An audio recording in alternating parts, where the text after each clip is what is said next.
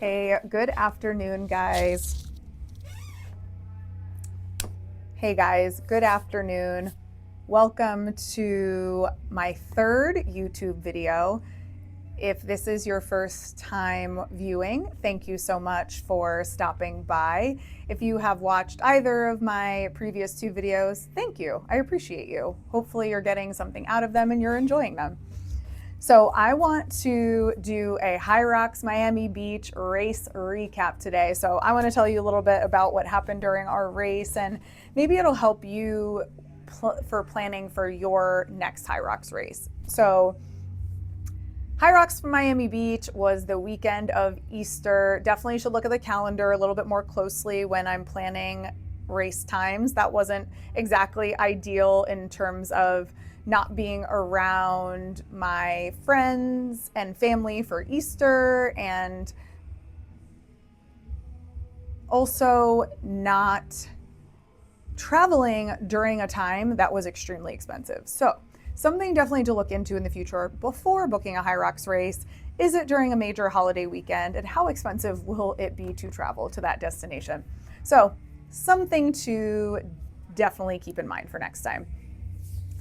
So we raced in the women's pro double category, me and my ride or die partner, Jen. This was our third race together. So we did Las Vegas last year, we did NYC last year, and then Miami Beach being our third together. So going into this race, I feel like we both had really decent training blocks. My running was feeling really good. Even though I had some injuries that definitely kept me out of running for a week or two in there, I still was able to modify and keep with my training. So I was feeling pretty confident going in. Our race heat time, our race day of the weekend was Saturday. So we decided to fly into Miami on Friday to give a little bit of a buffer time. Ideally, I would like a full day in between, but we got into Miami mid-afternoon on Friday, and then we were able to have all Friday night and then all day Saturday before our race.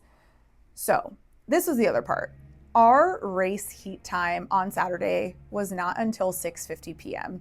So Jen and I were both really concerned about this, as we are not evening exercisers. We're generally like mid-morning to early afternoon is kind of our sweet spot.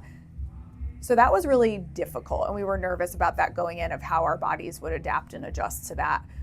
I always recommend training a few times around your heat time if you can prior to the race, just to see how your body's going to adapt and how you'll feel during that time of the day, especially if it's not your typical workout time.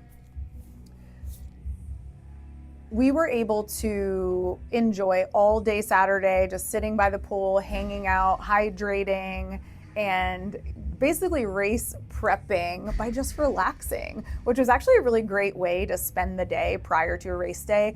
The past few times we've raced HYROX, it's really been earlier heats, like mid-afternoon. So most of your day is just really consumed by getting ready to get to the race, get checked into the race, and then warm up and go. So that was kind of cool that we got to spend all of that time just relaxing together and enjoying Miami before our evening race slot. When we got to the actual race, convention center was really cool, great vibe there. They set up the outside of the convention center with all the merch and all, instead of actually inside the venue, which was cool. And we got there with a good amount of time to spare. You can't check in more than 90 minutes before your heat, so we got there right around that time. And we made sure that going into the race that we did proper pre-fueling. So being that the race was so late, we ate a little bit of an earlier lunch, pretty much as long as we could hold it off, and then just had light snacks leading up to the race. So Before we actually went into the warm-up area, we both shoved down a banana for some quick carbohydrates. This was about an hour out from race time. And then we went into the warm-up area and started our warm-up. The warm-up area was definitely larger than I've seen in previous races.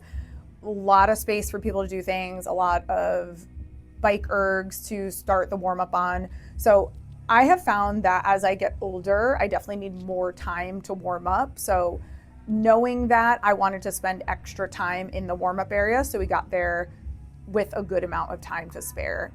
And I spent my first 25 minutes in the warm-up area on the bike erg, just getting warm, did a couple sprint efforts in there just to kind of like rev up my central nervous system. And then after that, we went over to do our dynamic warm-up and do our running prep. Typically, I'll do about 5 minutes of running on one of the treadmills over there, but being that we had to use the bathroom and the bathroom nearest to the warm-up area was fairly crowded, we decided to run to a further bathroom and then run back as our run warm-up, and that actually worked out pretty well. We don't actually test any implements in the warm-up area, like the sleds or the kettlebells or the wall balls. The thing is, we've done literally hundreds, thousands of reps of those, not over just the course of HYROX training, but just in the course of our life of training in general. So I don't feel the need to prep those things specifically in the warm-up area. I'm really just getting my system primed for running, and I can get those other things warmed up, like the muscles that I need for the kettlebell farmer's carries, the wall balls, by doing other things. I don't need to do the actual implements themselves. So we head out to the race tunnel. You line up 10 minutes before your heat start, and the vibe was awesome. It always is. The race tunnel is such a cool experience, and the way that they have it set up is just really great. And they do such a good job of hyping you up prior to race time. We were in there for about 8 minutes before our heat time actually kicked off. So they have plenty of time to brief you. You're watching a little video. They're kind of doing a little hype session. So Jen and I were in there. We did our prayer together, and then we waited until heat time kickoff. So at that time, we knew that we were ready to go. We had done the training, we were ready, and we headed out feeling really confident.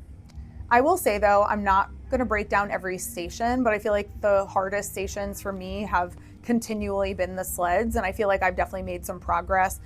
Being a smaller athlete, it's always gonna be a struggle for me, but I definitely made some progress on the sled push.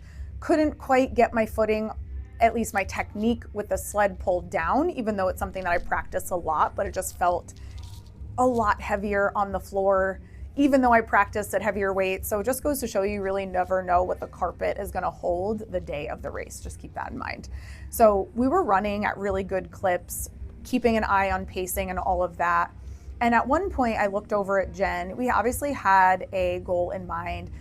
I looked over at her and I was like, hey girl, like we can do this. I was tracking the times on my watch. I was looking at the official race time clock as we were passing by it. And for some reason in my brain, the calculation that I did was like, we're gonna hit our goal.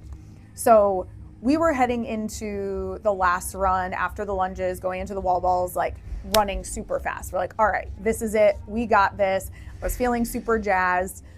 And ultimately going into the wall balls, still feeling good. There was a little mistake we made with like communication on who was going to start the wall balls, which led to some delay in starting, but you know, mistakes happen. And we're running up to the race, the finish stage or podium, and I look up at the time and we missed our goal. So however, being up there, it was a very different feeling than any of the races previous. And the way that it was different was that we were not gassed. So instantly we both looked at each other and we're like, you're good? You're good? And we were both fine. So knowing that, we both know that the fitness is there to achieve our goals, but we just did not put our foot on the pedal where we needed to for this race to achieve our goal. So although I was disappointed, I was also encouraged at the same time, knowing that the right fitness was there to get to where we wanted to go. So I've made some adjustments to training leading into the New York City training block. I do plan on, if you saw some of my other posts, videos, I am doing our Shelton Athletics class program for my main training and then adding in my running on top of that. And I genuinely feel like this is going to be the best way to prep. I'm about 8 days in now and I'm already feeling amazing. So if you're interested more in how we can help you with training, definitely reach out and we can get you a more comprehensive plan going outside of just our regular HYROX Saturday classes. So just know that we're always going to want to achieve or have a goal in mind, but sometimes we're not going to reach that, and that's okay. But it's being able to walk away from it still feeling proud of our effort and then using that data to do better next time.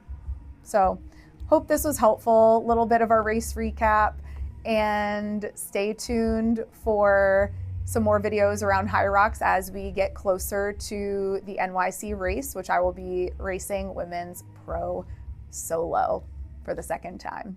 I'm scared. Okay, see you guys.